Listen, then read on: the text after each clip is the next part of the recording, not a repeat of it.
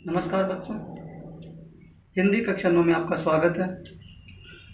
आज हम आपकी पाठ्य पुस्तक क्षितिज का जो अपना तीसरा अध्याय चल रहा था, उपभोक्तावाद की संस्कृति, उसको अपन आगे पढ़ेंगे।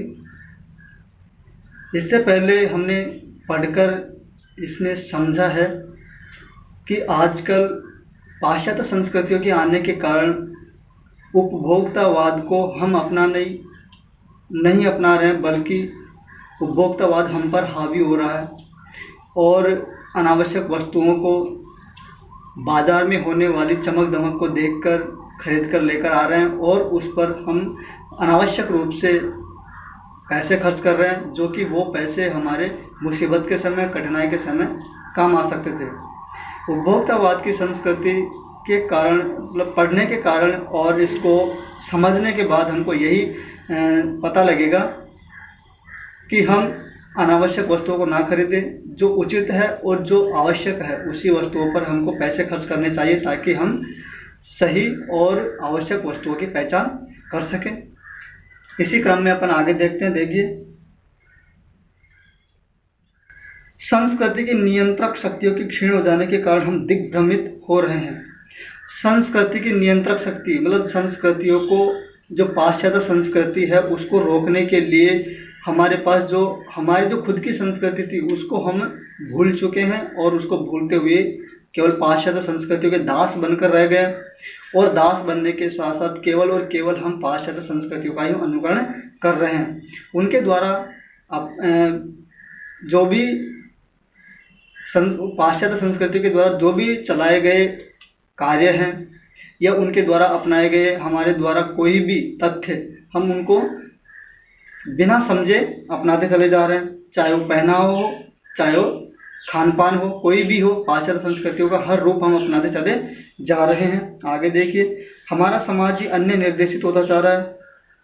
अन्य निर्देशित का मतलब हमारा जो समाज है, जो सभ्यता है, जो संस्कृति है, वो अपने अनुसार नहीं, किसी और के अनुसार, उनके निर्देशों के अनुसार, दिशाओं के अनुसार चलती चली जा रही है। जो हम केवल और केवल पाश्चात्य संस्कृति के अनुकरण होते जा रहे हैं, दास होते जा रहे हैं और उन्हीं के द्वारा जो संस्कृति है उनकी संस्कृति के अनुसार ही हम अपने कार्य किए जा रहे हैं। आगे देखिए, विज्ञापन और प्रसार के सूक्ष्म तंत्र हमारी मानसिकता बदल रहे हैं।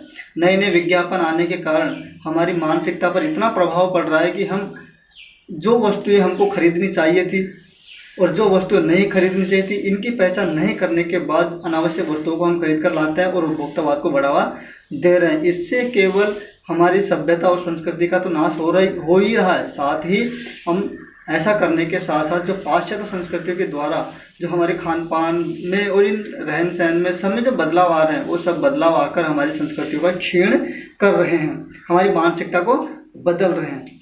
उनमें सम्मोहन की शक्ति है, वशीकरण भी है। सम्मोहन यानी हमको वो संस्कृति, जो पाश्चात्य संस्कृति है, वो अपनी तरफ खिंचाव करती है, मोहित करती है, और वशीकरण अपनी जो संस्कृति है उसको हटने के साथ साथ हम जो पाश्चात्य संस्कृति है उनमें इतनी शक्ति है कि वो अपने को वश में कर रही है और हम उनके वश में होते चले जा रहे हैं। अंततः इस संस्कृति के फैलाव का परिणाम क्या होगा, यह गंभीर चिंता का विषय है। ऐसा अगर चलता रहा और अपनी संस्कृति को हम भूलते गए तो पता नहीं इसका क्या परिणाम होगा। हम केवल और केवल दास बनकर रह जाएंगे पाश्चात्य संस्कृतियों का। हमारे सीमित संसाधनों का घोर अपव्यय हो रहा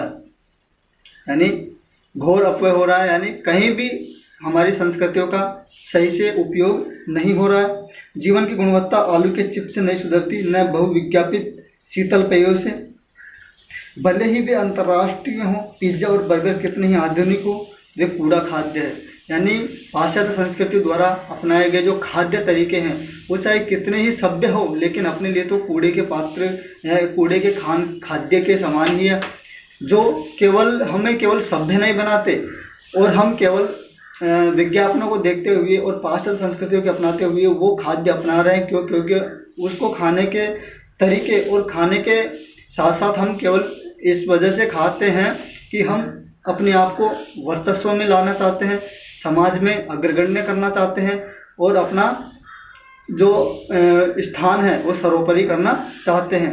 वो केवल पाश्चात्य संस्कृति के खाद्य के कारण ही नहीं होगा, क्योंकि इससे तो हम उनके उदास बनकर रह जाएंगे और अपनी जो संस्कृति के जो खाद्य तरीके हैं, जो रहन सहन है, उनको हम भूलते चले जा रहे हैं।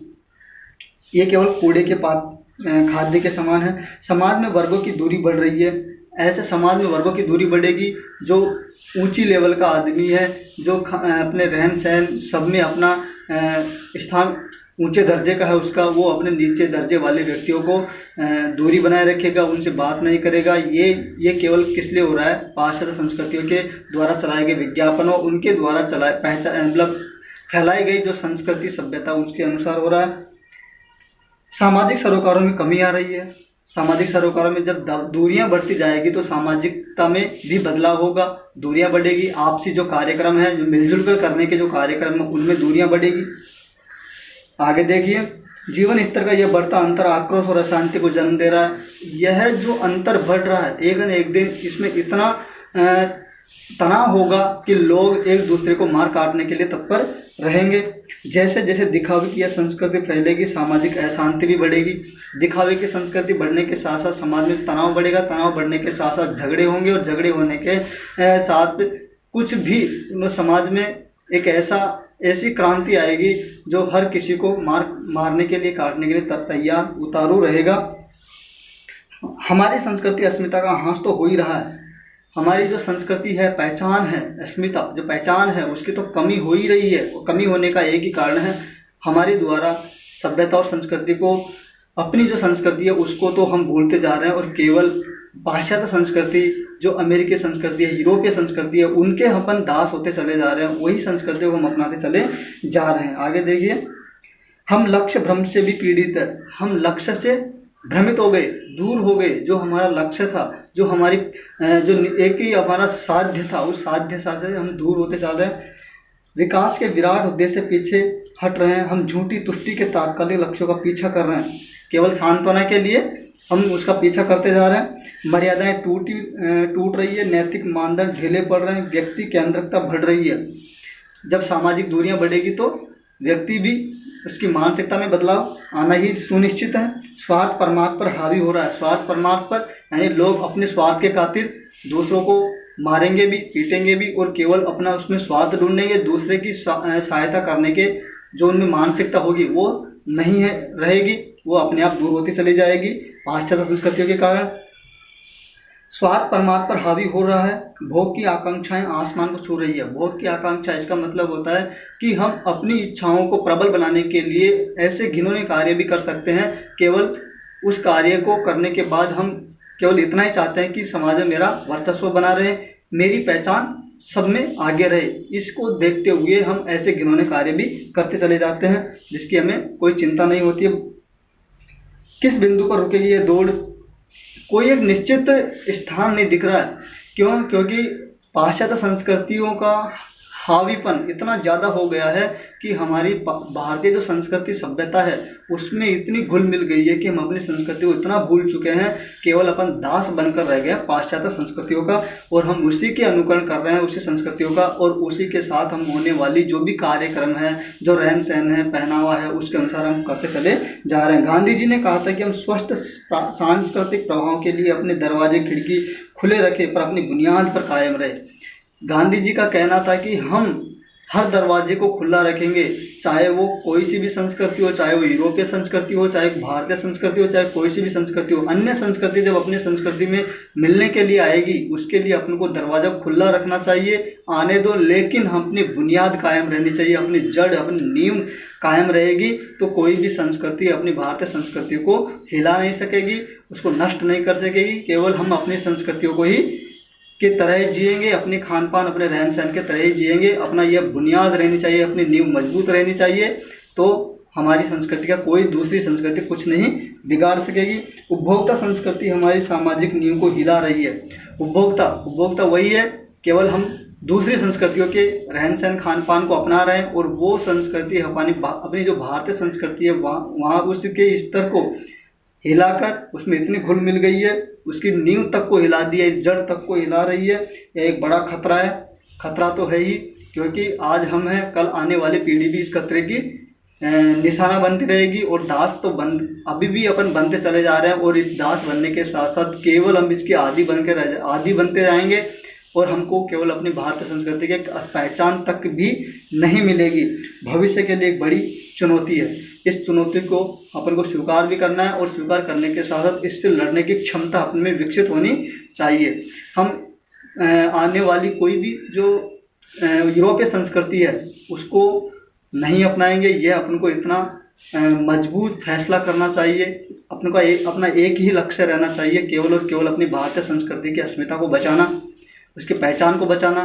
चाहे वो इसके लिए कोई सी भी संस्कृति अपने भारतीय देश में आएगी, लेकिन हम उन संस्कृतियों को न अपनाकर केवल और केवल भारतीय संस्कृति को ही, सभ्यता को ही अपनाएंगे, उपभोक्तावाद को बढ़ावा नहीं देंगे। यह अपन को एक फैसला लेना है, प्रतिज्ञा करनी है। आज के लिए इतना ही है। आपको एक जो पूरा अध्याय ये दोबारा से पढ़ना है, समझना है। नहीं समझ में आया तो आप फिर से उसको नोट करके संपर्क करके उसका हल निकालेंगे अपन मिलकर। आज के लिए इतना ही है।